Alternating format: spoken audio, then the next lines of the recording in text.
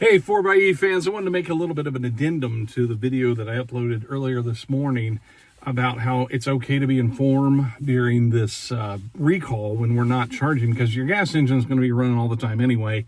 So what does it really matter if it's in fuel oil refresh mode? Well, somebody made a comment on that video that I was like, yes, I should have said that. Some 4xEs, and this is one of those unknowns that there are variables between 4xEs. Pardon me, I'm sanding my son's kitchen cabinets. Can you tell I'm filthy? But some 4xEs do this in form and others don't. So it's a weird thing you kind of got to watch for. And what some 4xEs do that others don't is you have to watch your oil life and make sure it's staying about where it was when you started, or gradually declining. Some of them will go into the system has a PID for like heavy use.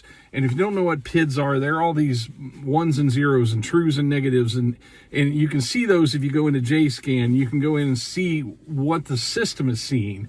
And for some reason that none of us have really been able to get an answer to, some of them will trigger the heavy use PID. And what the heavy use is like, let's say you're pulling a trailer, it's 95 degrees and you're hauling it through the Rocky Mountains. The system is going to detect that it's working a lot harder than what it would be normally if you were just on flat land and not pulling anything. And it's going to trigger that heavy use PID. That heavy use PID calculates your oil life use differently, and it increases the rate of decline, if you will. So for some reason, some 4xEs, when they go into form, also trigger that heavy use PID, and that causes your oil life to just drop really fast.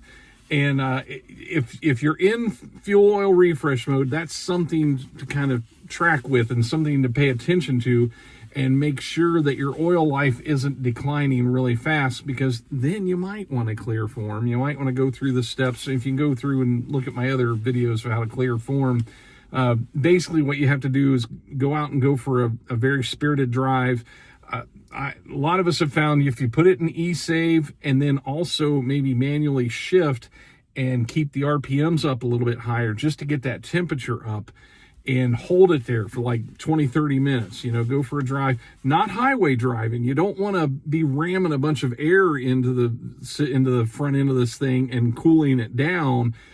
It seems like around 45, 50 is where you want to be. You don't want to be going really fast and bringing a bunch of air in and cooling the thing down, especially in the wintertime. You're slamming cold air into there.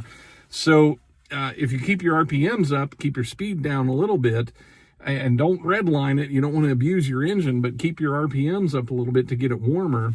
And then what a lot of people have found, if after you do that drive, you bring it back home, leave it in eSave, put it in park, and let it sit for like 15 minutes running, that will clear form. That'll get the temperatures high enough, or the temperatures will be high enough to then meet the what form is wanting, those temperatures for an extended amount of time. So I wanted to make this as an addendum because I totally wasn't thinking about that rapid oil life decline thing. Mine has not done that when it's gone into form, but there again, mine's only been in form twice in 5 years, and it's only been for a day at a time. So I haven't really had that opportunity to see that play out really well over the course of like a week or months or whatever. So just something to keep an eye on is go up to your, if you scroll up with your left arrow on your middle screen on a Wrangler, I think the Grand Cherokee is about the same.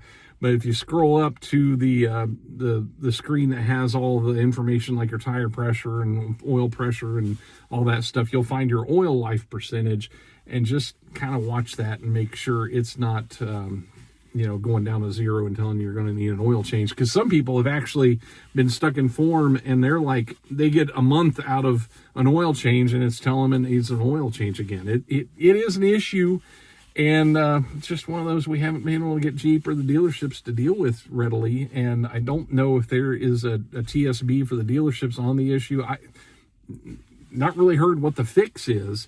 And I don't know that there is a fix. It just seems like one of those things that some Jeeps do and other Jeeps don't. Wish I had a better explanation than that. So that's about it for now. Thanks for watching. Take care.